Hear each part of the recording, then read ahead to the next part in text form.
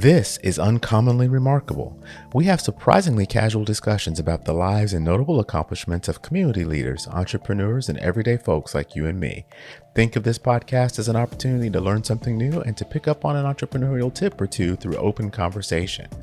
I'm Artis Beatty. I'm a doctor of optometry and the chief medical officer for My Eye Doctor OD. Though we will inevitably touch on topics within my area of expertise, the opinions and conversations held here are separate from my work with My Eye Doctor. Welcome to the show.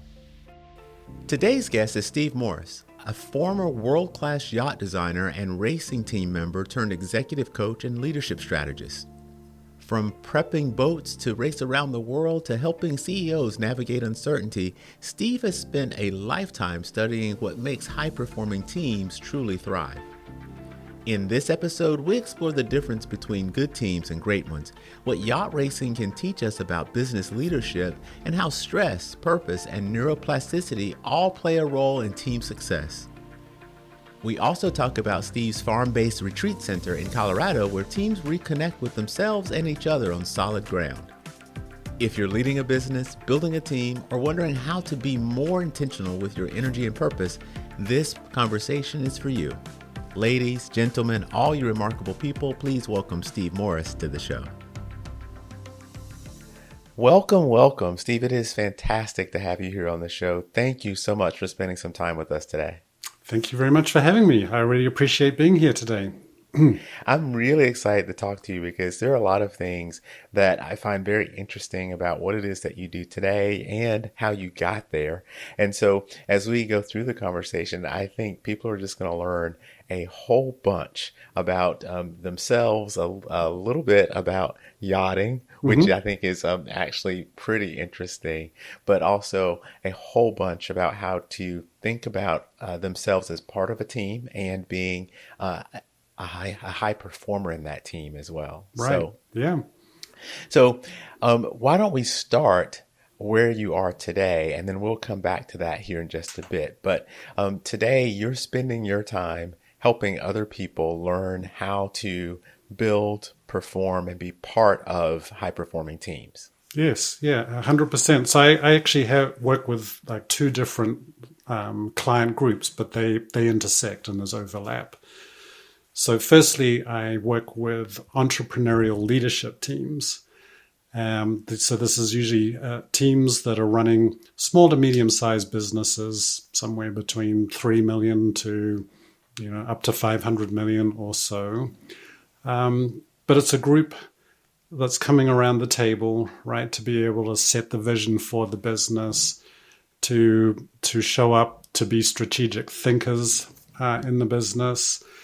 And then I help them with, helping them develop their strategy, but then help them bring that down to the ground and get traction, get the discipline, get the accountability, and then also work together as a healthy, functional team, right? Because this is really the sort of the crux of it all. There's that very common saying out there, culture eats strategy for lunch. And I see that all the time. So we've really got to focus on who that leadership team is being when they're together. And then the intersection is then with the second population group that I work with as those individual entrepreneurs, leaders, professionals who are wanting more for themselves, to really be able to figure out, how am I going to level up? What do I need to do? Maybe they've got some feeling that they're not doing not being as effective as they could be in their lives. Maybe there's a bunch of mental, thought patterns and things that they are seeing that aren't serving them. And they'd like to be able to work with those.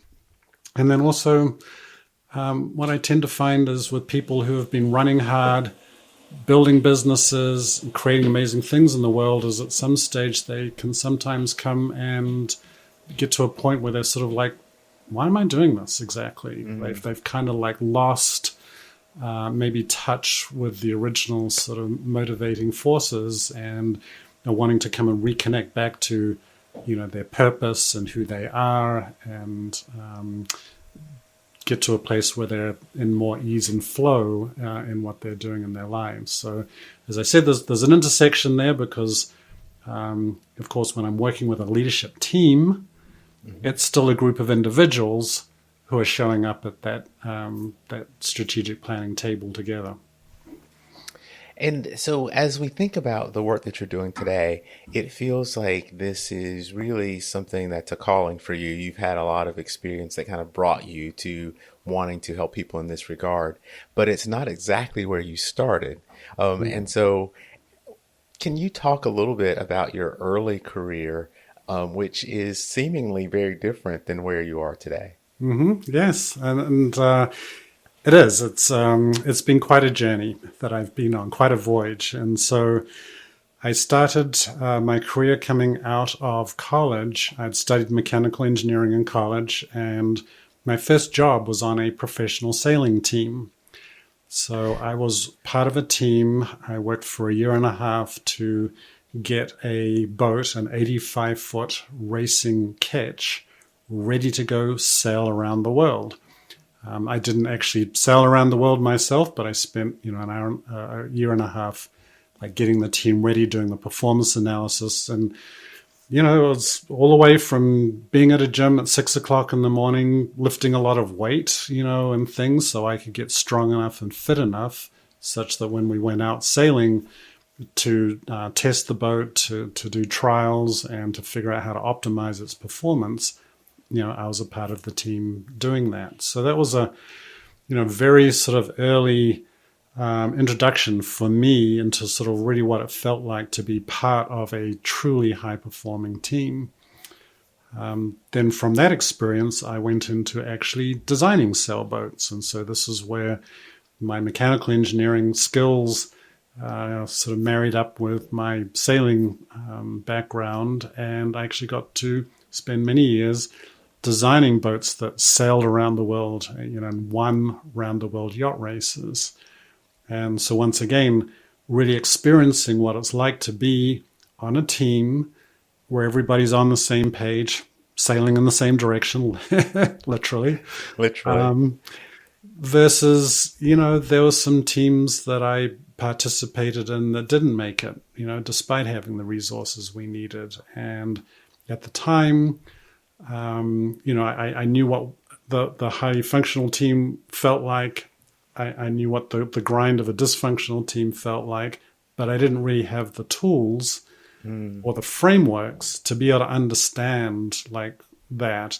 I just had this sort of an innate sense like, this team's really great, this team's a grind.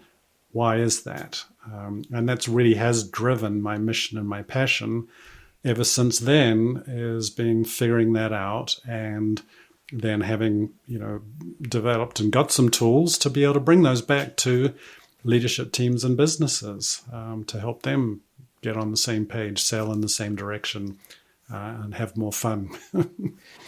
It's interesting to think about teams that are performing functions that are really on life and death, right? Like if you're sailing around the world, depending on that team is something that is helping to make sure everybody makes it around the world safely, right? And that comparison is maybe somewhat similar to thinking about people who are in other high stress or high probability of injury or problem type environments. So military teams, rescue teams, those types of teams. And so functioning together in high performance is essential for those teams. How do you see the similarities or differences in those teams where it is a matter of not just whether or not we're going to perform for the quarter, but it is, we got to keep everybody alive? Do you see differences in the way those teams are formed and what those teams functionally look like? Yeah, that's a very good question. I think ultimately, that there are a lot of similarities. We're building a high-performing team. I think there's a bunch of different aspects that are coming up for me right now. I mean, one of them is certainly being sort of very purpose-oriented. In other words, like, being very clear about why it is that we're here. Really developing an intentional sense of our core values and who we are as a team, and kind of like the way, we perform as a team. And then, seeing these sort of the individual's contribution to that team, I think is so critical. And then I think the other aspect of it is sort of having to find sort of who we are as a team, and then it's like training, right? I think the degree that, people really sort of take seriously their needing to be able to work together at the highest levels of performance means that we've got to come back and train. And, so a couple of things come up for me. One is, the Navy SEALs, right? They've got this saying that has stuck with me, which is, you never rise to the level of your, I think the phrase is, you never rise to the level of your goals, you fall to the level of your training. That's why we train hard. James Clear had a very, very similar saying in his book, Atomic Habits, which was, we never rise to the level of our goals, we fall to the level of our systems. So it's a very sort of similar idea. And I see this time and again, that teams can, they can state goals, we can set goals, put those things out there. But I think that the real difference is the teams that really level up in terms of the training and the systems that they're putting in place to truly be high performing. I think that makes all the difference. That makes a lot of sense to me. I mean, I think if you're trying to put together a group of people and you've got a certain number of tasks or things that you hope to achieve, then understanding the individual contributions of the individuals joining the team are important, but it's also how do you make sure that their individual contributions actually help to forward the group in general. And that is, to me, a little bit more difficult to sometimes understand on the front end, particularly when you're just going out. Maybe you've been given people on the individual team, or you're making the decision to go out and find somebody new to join the team. Yes, well, really getting the right people in the right seats is what I talk about in the work I do with the entrepreneurial operating system. And this comes from Jim Collins, who wrote about it in Good to Great, many years ago. But he did this analysis where he looked at companies that have significantly outperformed the stock market over a long period of time, not just, flash in the pan, but over many, over years, decades. What do those companies do? And one of the key things that he really saw was this: we've got to get the right people on the bus and then figure out where to drive the bus, right? And right people are people who fit the culture of the organization. And so, I think if we, when I see my clients, really focus on that and find those people, it really is, it's just an amazing freeing up and, like a force, it's a multiplier, I think, for a high-performing team when everybody on that team is truly showing up to be their best. Versus, I think, probably a lot of us have worked in places where there's been that one person, who's just kind of not with the rest of the team, right? And and unfortunately, I think then, sometimes the overall team performance can then be limited because of, one person in a certain position in that team. So really getting clear, why are we here? What are we doing? And then how do we act, right? Like what are the standards by which we're all going to hold ourselves and hold each other collectively about what it is that we're going to do.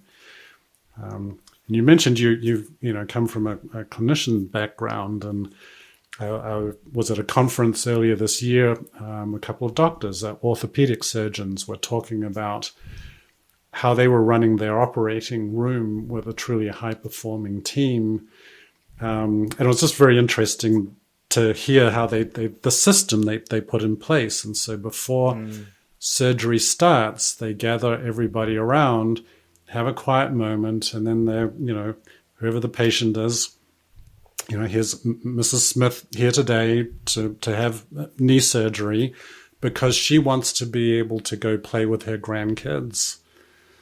Right. And I just, and they go around the room. Are we all clear about what the objective is? It's not just doing knee surgery. The objective is for Mrs. Smith to be playing with her grandkids, right? And what's everybody in the team, I'll make sure we're all on the same page about that's the objective, right? And it's, of course, it's taking that inspiring goal, right? We're not just here to get through this surgery. We're here for this inspiring goal that we're going to, get Mrs. Smith back up on her feet again and playing with her grandkids, right? And I think that's creating that inspiring goal, and then having everybody in the team see their place in that goal, right? The want to be a part of that goal.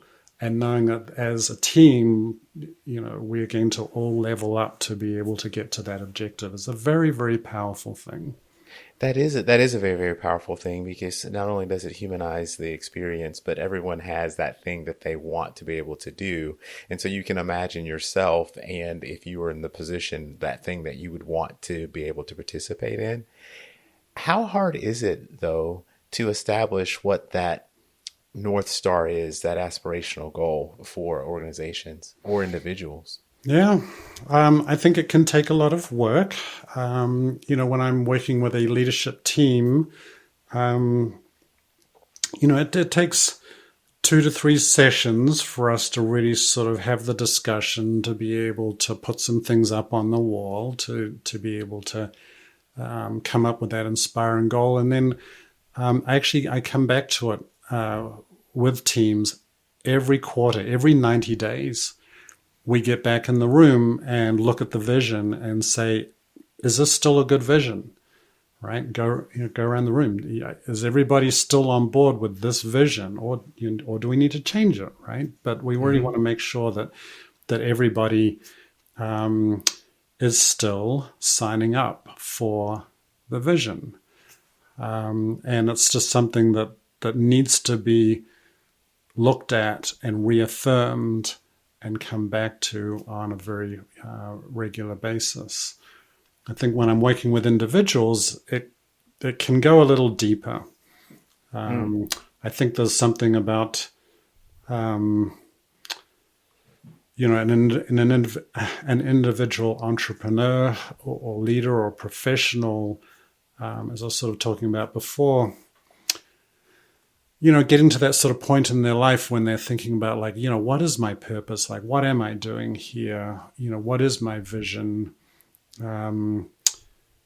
Because then I think we start at that deeper level, we start wrestling with what I'll call the judging voice, the head trash, the other things that, can come up inside someone's thought processes about whether or not they're able to achieve the vision. I think collectively as a team, there's more momentum. Like when we have got a group of people, there's some esprit de corps in that everybody's going to help each other.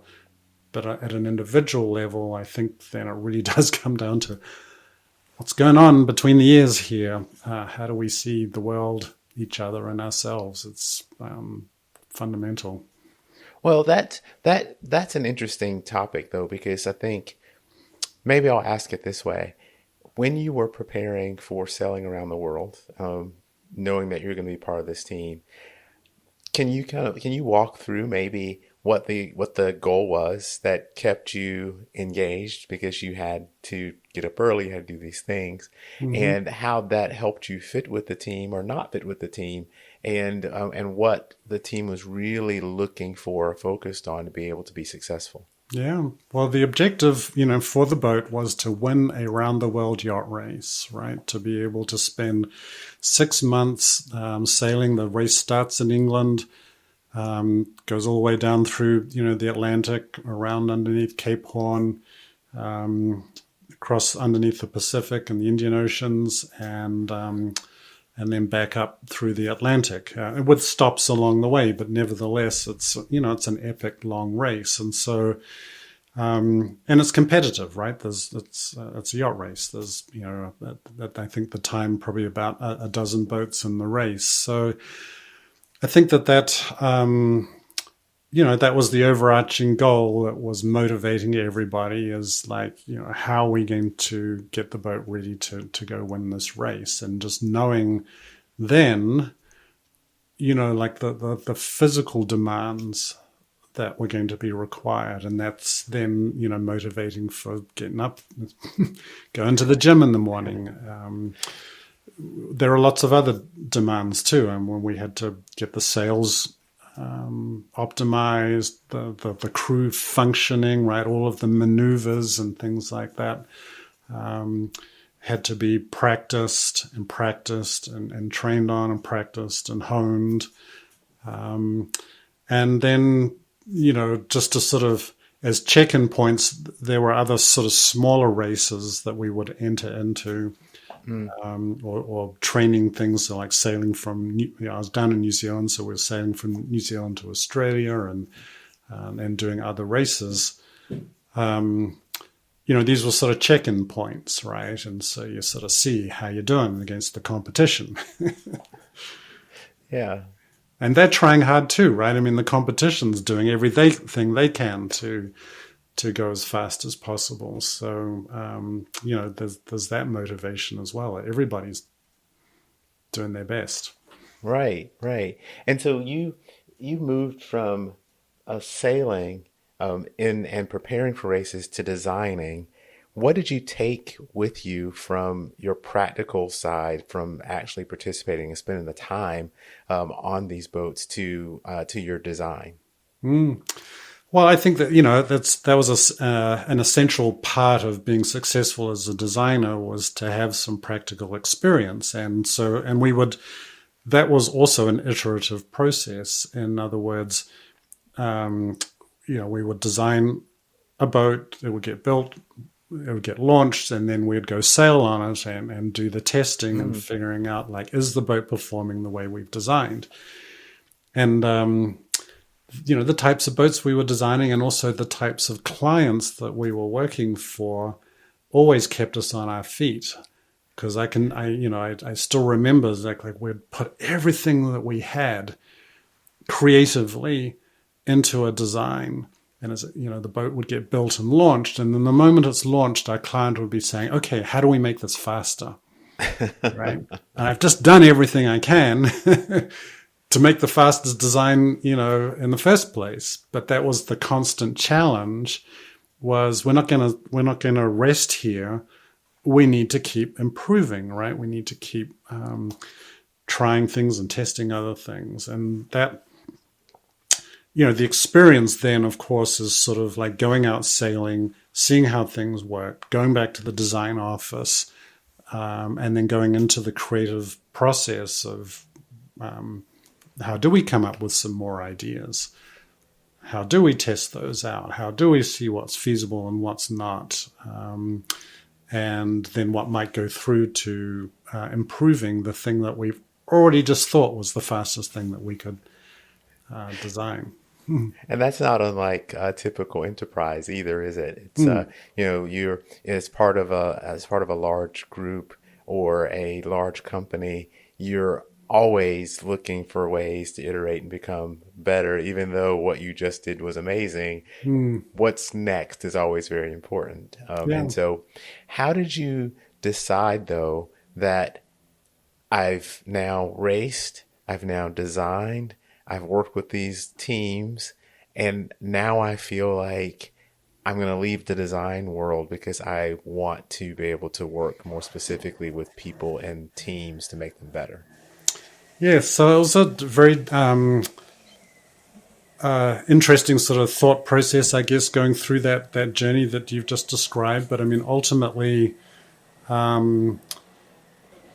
I was very sort of curious about how do we get truly amazing teams to be able to go and do amazing things. And as I sort of said before, I didn't really kind of have access or have the tools myself or have access to the tools within that environment. So I made the difficult decision to go out, right, and to be able to go into different environments to learn, to find out different things. And so I went from the yacht design world into doing contracting work for the Navy as a project manager. And there, I mean, that really was, a much larger environment where I was able to, number one, sort of get true project management experience, become professionally certified as a project manager, and to really, see my contribution in helping these much larger groups of people with a lot more at stake. Like really, to be able to launch a 1,000-foot long naval ship and get it out to the fleet. That was a lot. And it was a great learning experience for me to be in that sort of environment, to really kind of see all of those parts coming together. And then as you were working there, you somehow made the transition though and said, I've learned to project manage. So these are building blocks, I kind of think, right? So you have now learned to scale what you were doing before into something larger, and you gain the skill of project managing. But how did that translate into helping executive teams and entrepreneurs and CEOs work on themselves and their teams? Yeah, it's an interesting sort of thread to look back over my career. I think I've always sort of had that that passion for a business drive within me.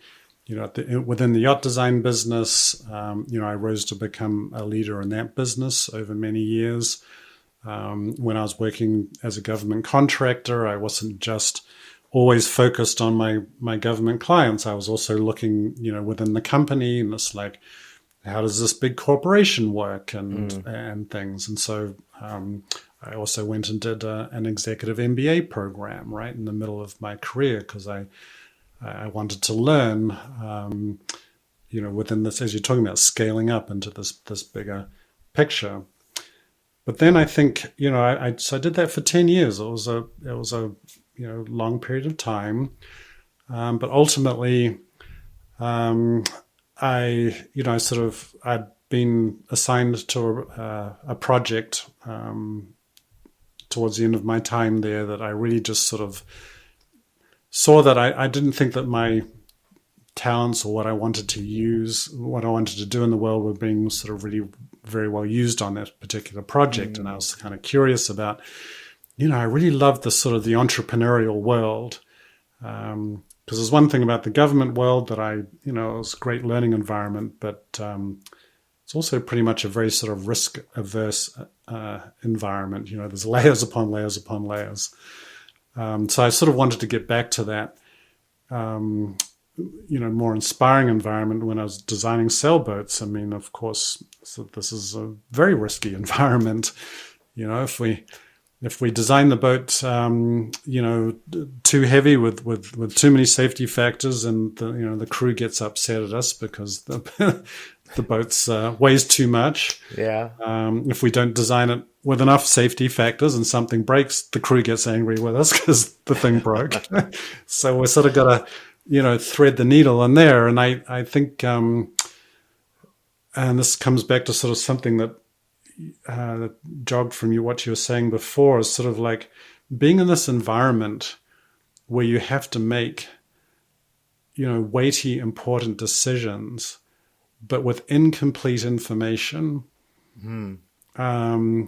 was something that I think I did reasonably well at that. And I sort of liked being in that kind of environment. And I think that's, there's so much of entrepreneurship with that, right? We're trying to build the business. We've got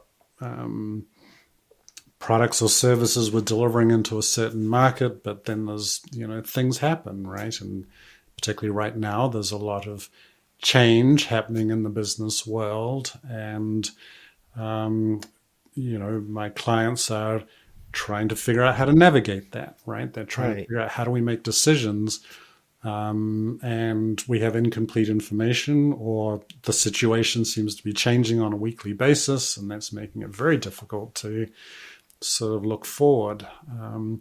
So, anyway, long story. I was sort of really wanting to get back to my entrepreneurial roots, so I decided, yes, to make the decision to leave the government world, and have started my own business, which I've been pretty much doing for the last 10 years. It's within that self, it's had a number of different iterations.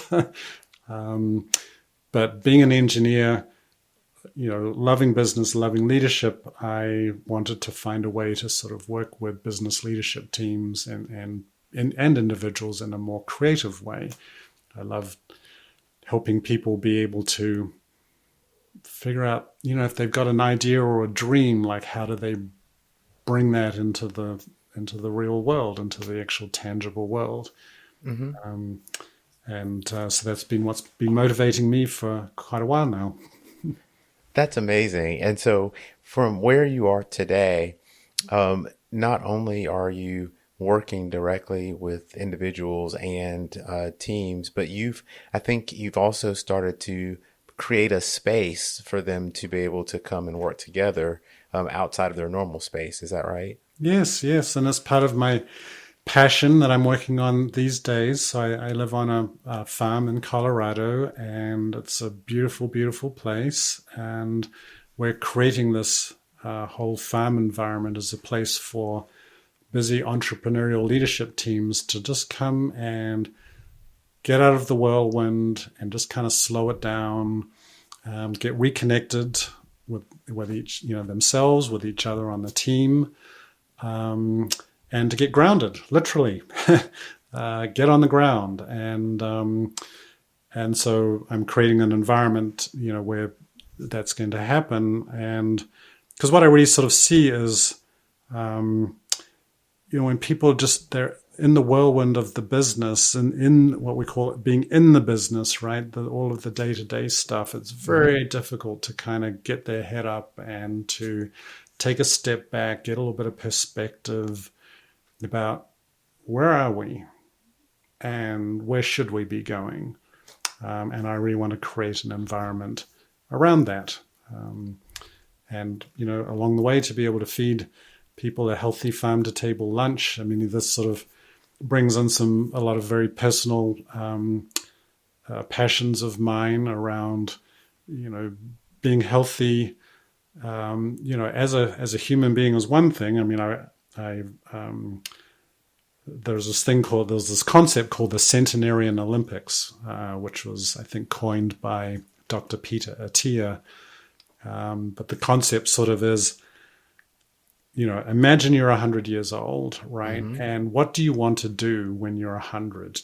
Do you want to be able to lean down and pick up your 3-year-old great-great-grandchild as they come barreling into your shins and pick them up? Do you want to still be able to put your bag in the overhead, bin on the airplane as you're traveling around the world? Do you want to be able to run for a train and catch it in Italy and these sorts of things, right? I mean, it's just about creating that vision, Right. right, and then bringing it back to, because no one's managed to beat the system yet. There is an inevitable decline that we all go through, but you can adjust the slope of the decline, and you can also set the starting point of the decline higher. Yeah. Through taking care of yourself, right? And it all dovetails together for me, because I see when I'm working with leadership teams, like people who are managing their energy and optimizing it are showing up better at the leadership team table, right? People who are managing their mental state of mind and how they see the world make better decisions as leaders of organizations. People who are getting enough sleep. It's a basic thing, right? But if you're not getting enough sleep, then you're not going to be in the best position to be making the decisions you need to make in the business. And these things. And so it all sort of ties together for me is, the personal side of looking after yourself as a leader helps you show up as a better leader in an organization. It's that whole concept of mental fitness, right? Like as you, all the things that you have to do, both physically, emotionally, and mentally, to make sure that the ducks are in a row, so that you can perform and make the best possible decisions. Mm. And a lot of people, I think, discount some of the physical things that you should do in order to keep the body healthy. I think we're learning more and more about dementia as an example, Mm. right?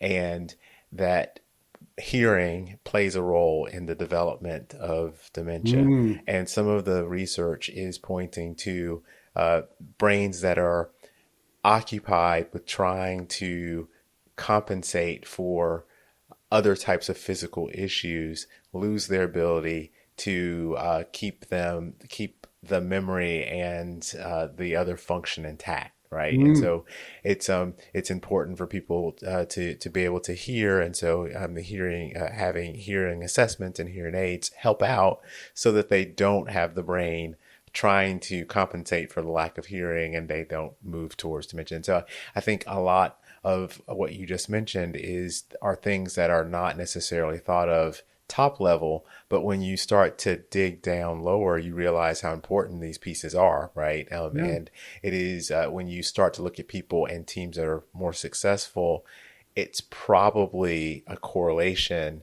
to making sure that some of these other things are actually functioning the way they should be too. Yes. Yeah. No, it's hugely important. I think I'm a big believer in we are natural organisms, and natural organisms are actually very efficient. In other words, if you don't use some particular capacity or capability that you have, then nature's going to not emphasize that, right? I mean, if you just sit on the couch and watch TV all the time, then your natural system's going to optimize to that state. So we need to keep, in my view, keep maximizing the sort of like what I call like the window of tolerance, the envelope of your capacity and capabilities in the world. Mm-hmm. And so physically, and I'm seeing this as I get older, right? It's sort of like doing things like yoga and stretching, because sometimes the physical act of like picking something up off the floor, like, I mean, this ends up being a tenuous thing, right? If you don't lean down and pick stuff up off the floor all the time. To your point about hearing, right? I mean, if we don't use the hearing capacity, then the brain part decides, well, we don't need to expend energy on this. We'll just switch that part of the brain off or whatever. That's right. But I see this, when this translates into leadership teams and leaders, the ability to be able to metabolize stress, right? The mental fitness training, like what's going on when something happens at work or even in the home life, but when some situation comes up, if you haven't trained for it per se, if you haven't sort of kept your envelope, your window of tolerance wide enough to be able to take on what's happening, you become triggered, right? And then, the amygdala takes over, fight, flight, fear, freeze, those sorts of things. Well, you're no good as a leader in a business when you're operating out of your amygdala, right? Because you're going to be making, these decisions not out of the, a rational part of your brain. So what do we have to do, right? We have to be able to put ourselves in situations, and, it's hormetic stress situations, right? Where we're sort of deliberately doing something that does stress us so that we can, but in a safe way, right? So that we can keep our window wide, so that when something really does happen at work, we've got it, right? We can stay in that grounded, thinking frontal cortex, switched on, like I've got this, I've got the confidence Right. to be able to deal with the situation. And I see this all the time. I work with high performing entrepreneurs who make a lot of decisions every day, and then they're waking up at 2 a.m. and they're like, did I make the right decision yesterday? Am I the right person to be making these decisions? Do I have what it takes to be able to lead this business? Right? These are just natural things that do, thoughts that come up in people's minds. And I work with my clients to be able to notice these thoughts are happening. And then through this, what do we call a distinction, that you can choose your thoughts, right? Simple, but not easy, right? You can actually choose to reframe how you're seeing things, choose different thoughts. But it's not just, I can't just, wave a magic wand, snap fingers and have somebody think differently. We have to train for that, right? I have to go through, a period of time of noticing and shifting, noticing and shifting, noticing and shifting, and doing that when you're not stressed and triggered, so that when you do get into a stressful situation, you're like, oh, muscle memory, I've got this. I know how to be able to reframe a thought here. Yeah, and that speaks to that whole concept of neuroplasticity, the ability of the brain to rethink or repattern itself based on the new inputs and the directed behavior, which I think is absolutely fascinating. So, if people are interested in learning more about you and farther in this conversation, how do they do that? Great question. Thank you. So my website is stevemorriscoaching.com. That's a good place to start out. I've got a free course on my website, and it's called Creating Your Morning of Distinction. And as we've sort of been talking about in this conversation, I really sort of see, and I know this for myself, I've got gained so much for myself from starting my day off on the right foot. And, if you're one of these people that sort of wakes up in the morning and then your brain just starts hamster wheeling away the moment the alarm goes off. What about this? And oh my gosh, all of these things, right? It's not the most optimal way to start the day. And so in this course, Creating a Morning of Distinction, I've got 10 different things that people can try. Oh, wow. That, can just maybe interrupt the hamster wheeling brain and start doing some more useful things to get your day off on the right foot. And, they're things that I've gained from listening to other podcasts and people, for example. So one of them is getting outside and getting, natural daylight into your eyes. This comes from Andrew Huberman, where he's sort of talking about we've got all these hardwired circuits in our brain, right? And we can switch them on and use them in a beneficial way if we do things like get outside, right? And so, so that course has a bunch of these tools and techniques, if you like, that I have found very useful for myself. I work on with my clients. It's free. So people can sign up and download it and get access to it. That's amazing. That's amazing. Well, I really think that you've had such a varied experience, but I love how it really all ties together, and the consistency of performance and teams and how the individuals contribute to that team, I think is really amazing. Even when you start to think about it across different industries, and in your case, across different phases of your careers. I really appreciate you spending some time with us today. And I think this is an interesting subject, one that maybe we've just scratched the surface on a little bit. And so there may be pieces that we have to come back to you and talk about a little bit more in depth as people comment or ask questions about it. Yeah. Well, thank you very much. It's been a great conversation. I've really appreciated it. And yes, I can talk about this stuff for hours. It's an endless passion for me.